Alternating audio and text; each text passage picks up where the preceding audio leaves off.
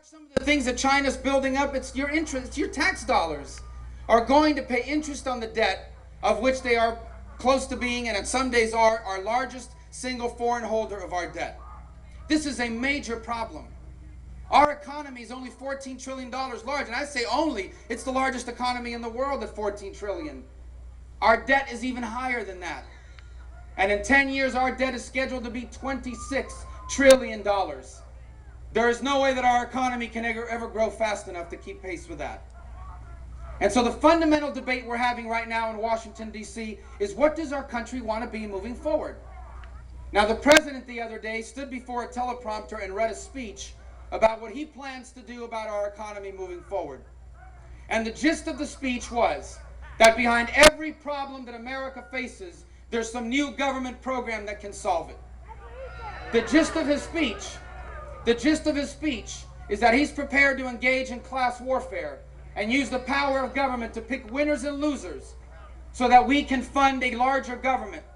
Because somehow in his mind, the things that have made America great are our government programs. His vision of America is one that embraces that role for government.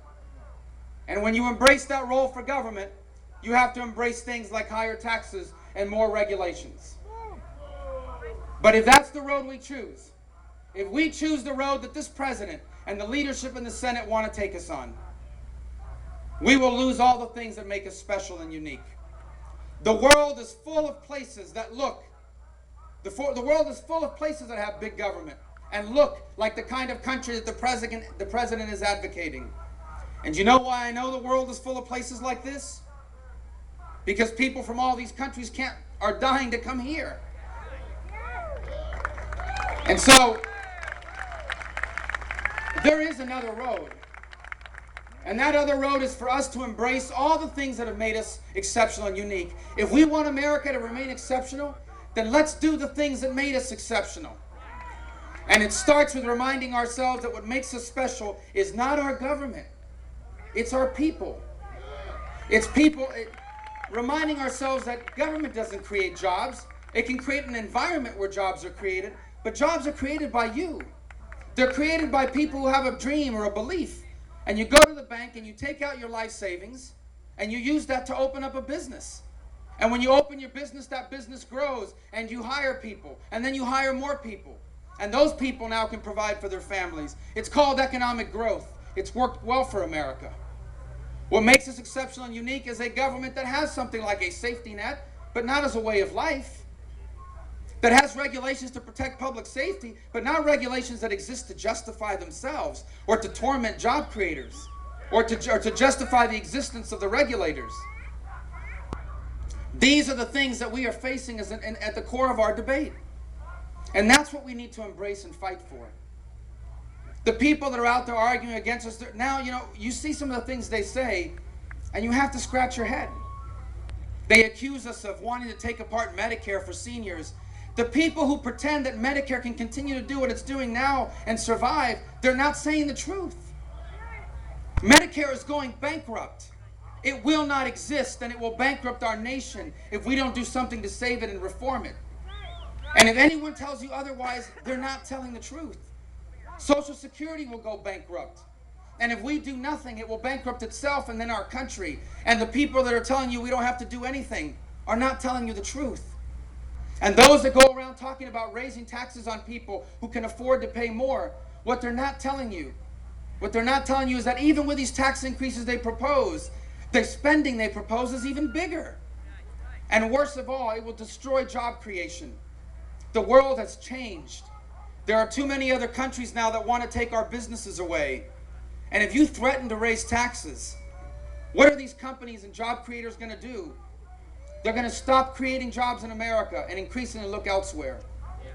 We've got to grow our economy, and we've got to bring spending under control. And the best and perhaps last chance we will have to do that before this next election is this debate on the debt limit.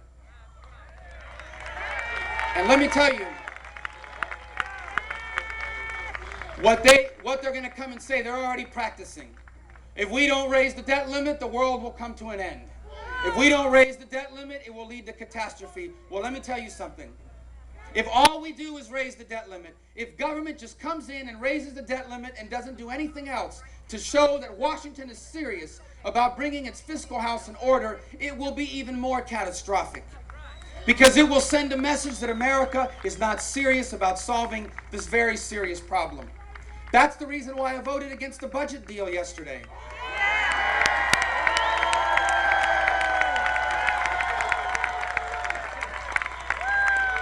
Listen, I respect the speaker. I know he worked hard. I know he thinks he did the best he could in this issue. I understand all that. But this is a major problem. This is a major problem. What we're facing now is a major problem, not a minor problem. And we are running out of time. You know, there used to be a time when we would give these speeches and we would say, if we don't solve this, our grandchildren are going to inherit a diminished country. A few years later, nothing happened, and we started saying, if we don't solve this, our children are going to inherit a diminished country.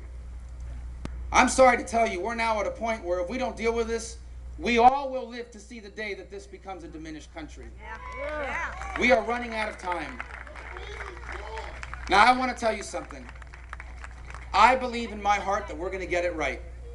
And I'm going to tell you why I believe we're going to get it right. Because as messed up as our government is, as bad as the decisions being made in Washington, D.C. are, the people of our country are as great as they have ever been. There is nothing wrong with the American people. Nothing. We are just as creative, we are just as resourceful, we are just as productive as we have ever been. There's nothing wrong with the American people. You know, recently I was talking to my mom. My mom, as you was said earlier, wasn't born here. She was born in Cuba. And I thank God every day that the United States was 90 miles from the shores of Cuba and not some other country. Because I was born with the privilege and honor of being a citizen of the greatest society in all of human history. My parents lost their homeland to communism, but when she was a younger person, before all that happened, they didn't have CNN or Fox. They didn't have cable news, and the little news she could get about America was on those newsreels they used to run before the movies. You remember that? She was a teenager, late teen, early 20s, during the beginning and end of World War II. And the only thing she knew about America is that it was these extraordinary people who had defeated the Nazis. Understand that when the Nazis first started marching through Europe, nobody thought they could be stopped. And then America got involved and defeated them. And then Americans rebuilt Germany. And then Americans left and asked for nothing in return. And as a young adult, a late teen, my mom didn't understand that concept. Who are these people, she would ask herself. Who are these incredible people that defeat this unstoppable force and then rebuild them and then leave? They didn't turn them into a state or a colony. They just left and asked for nothing in return. Well, they're the same people that put a man on the moon.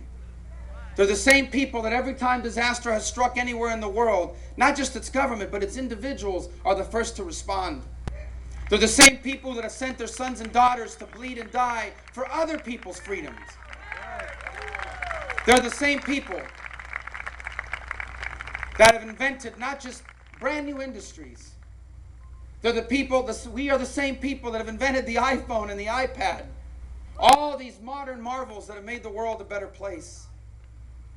If America loses that, there's no one to take our place. There's no other country in the world ready to be who we are. There is no second best waiting to take our spot. It's not just that America cannot afford to be diminished. The world cannot afford for America to be diminished. A world without America's light will be a darker place. We are still the hope of all the world. For even as we speak, there are people and nations all across this planet that know that there is something better than what they have, that believe that their nation can one day be free, and know that they can be more than what they have done because people just like them are doing it in a place like this. What would the world have looked like over the last 100 years if there wasn't a powerful and strong America committed to its founding principles? There'd be a lot more communism and a lot more oppression. Not only do we need America, the world needs America. And it has fallen upon this generation of Americans to ensure it. We're not alone in that. Every generation that came before us, every single one, your parents, your grandparents, your great-grandparents, every single generation had to face a challenge to what made our nation great. And every single one of them confronted it, and they solved it. And now it's our turn. The threat that we face is right before us. And the choice before us is very clear. We can choose to become like the rest of the world. And if we stay on the road that this president and the leadership of the Senate have us on, that is what we will become, just like every other country on the planet. Or we can choose to remain exceptional. We can choose to embrace a free enterprise system of government and of economy that has eradicated more poverty than all the government programs in the world combined.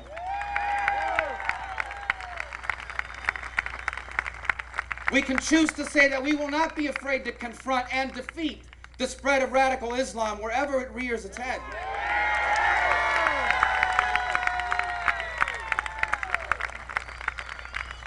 And we can choose to continue to say that we will not only write these words, but we will live by the words of our founding.